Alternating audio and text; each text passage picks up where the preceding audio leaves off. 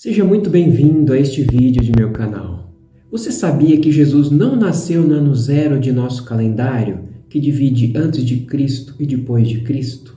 O calendário que usamos atualmente é gregoriano, promulgado pelo Papa Gregório XIII em 1582, que substituiu o calendário juliano adotado por Júlio César em 46 a.C. Por que houve a mudança do calendário? Porque o calendário juliano apresentava uma imprecisão para contabilizar o tempo real em que a Terra levava para dar uma volta ao redor do Sol. E também os anos bissextos começaram a desalinhar as datas com relação às estações do ano. Na época da implantação do calendário gregoriano, havia um erro de 10 dias. Então, foi feito um ajuste na data da Páscoa com o equinócio de primavera no hemisfério norte. Assim, o dia 4 de outubro de 1582 ficou sendo o dia 15 de outubro de 1582. E os 10 dias entre 4 e 14 de outubro foram eliminados, acabando então com o problema dos 10 dias de defasagem. Porém, neste novo calendário, os anos bissextos não ocorreriam nos anos centenários, terminados em zero, a não ser que fossem divisíveis por 400. A regra dizia que, para ser bissexto, o ano não deve ser divisível pela centena e ser múltiplo de 4 e 400. Além disso, a história conta que a ideia de considerar a data de nascimento de Cristo como o ano zero surgiu por volta dos anos 600 d.C. Um monge chamado Dionísio teria fixado a data de 25 de dezembro aos 753 anos da fundação da cidade de Roma como o nascimento de Cristo.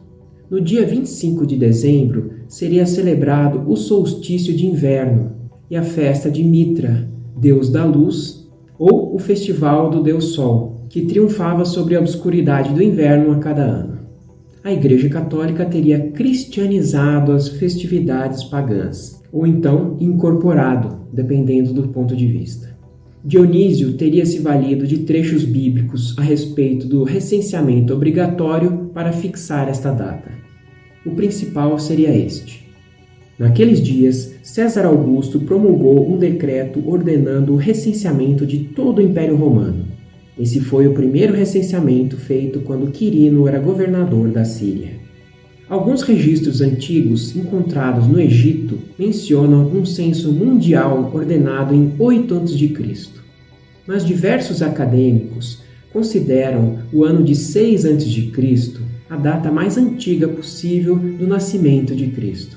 Isso porque houve dificuldades políticas para a elaboração do censo, que poderia ter sido levado a cabo no ano 6 a.C., quase 2 anos depois de ter sido encomendado. Assim como o nosso censo demográfico de 2020, que está em campo em 2022.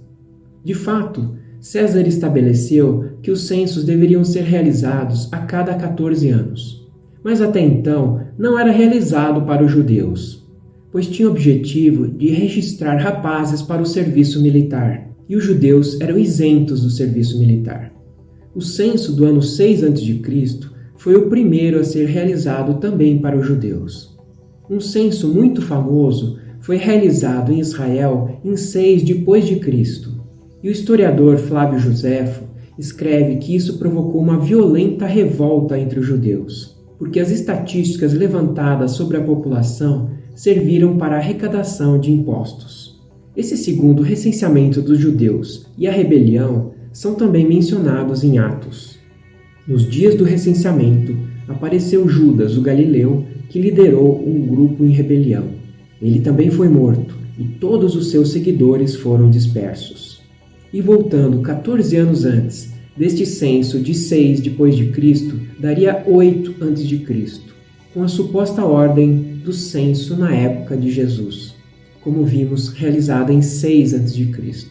Outra situação interessante diz respeito à estrela do Oriente avistada pelos magos. Depois que Jesus nasceu em Belém da Judéia, nos dias do rei Herodes, magos vindos do Oriente chegaram a Jerusalém e perguntaram: "Onde está o recém-nascido rei dos judeus?"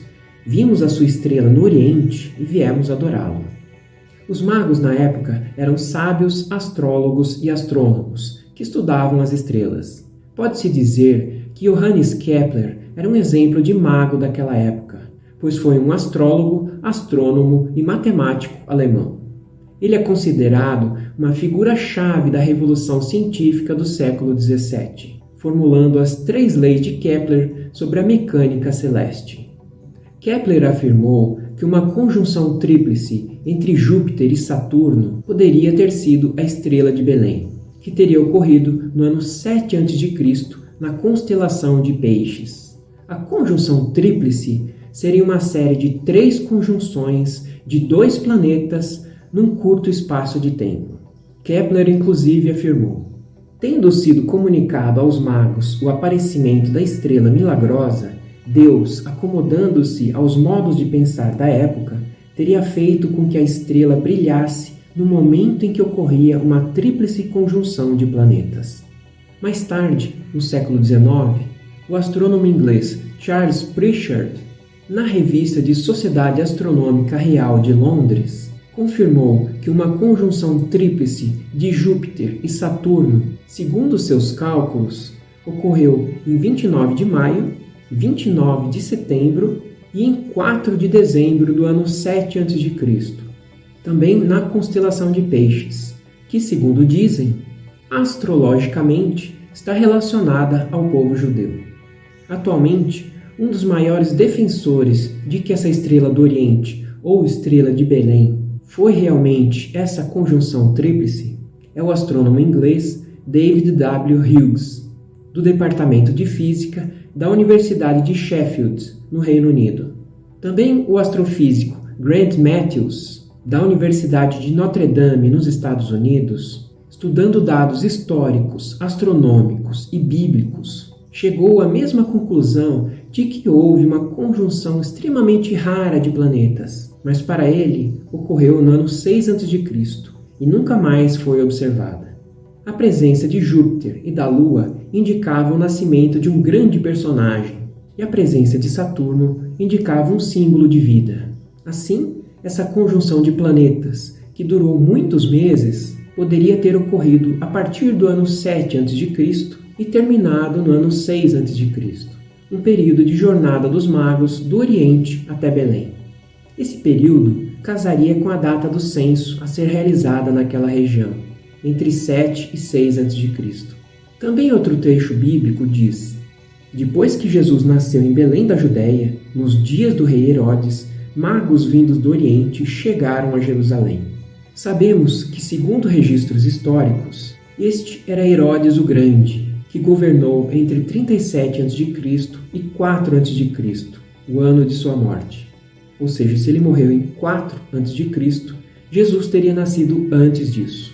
E mais adiante, o texto diz: quando Herodes percebeu que havia sido enganado pelos magos, ficou furioso e ordenou que matassem todos os meninos de 2 anos para baixo, em Belém e nas proximidades, de acordo com a informação que havia obtido dos magos. Ou seja, Jesus, por volta do ano 4 a.C., teria quase 2 anos de idade. Então, teria nascido por volta do ano 6 a.C. Resumindo tudo e concluindo, houve uma ordem de contagem populacional no ano 8 a.C., que pode ter sido levada a cabo no ano 6 a.C. Houve uma conjunção de planetas no ano 7 ou 6 a.C., que foi muito rara e marcante, que poderia ter sido a estrela de Belém ou estrela do Oriente. Herodes, por volta do ano 4 a.C., teria pedido a morte de todos os meninos com menos de 2 anos de idade. Isso após consultar os sábios para ver quando o Messias iria nascer. E assim, o nascimento teria sido por volta do ano 6 a.C. Tudo isso aliado ao problema do calendário atual com relação aos anos bissextos. Esses fatos nos levam a deduzir que Jesus teria nascido por volta do ano 6 a.C. Espero que tenha entendido bem todos esses dados que mostrei. Caso tenha ficado alguma dúvida, sugiro rever o vídeo para absorver todos esses fatos trazidos aqui. Muito obrigado por seu interesse nesse vídeo e por ter ficado até aqui. E até o próximo.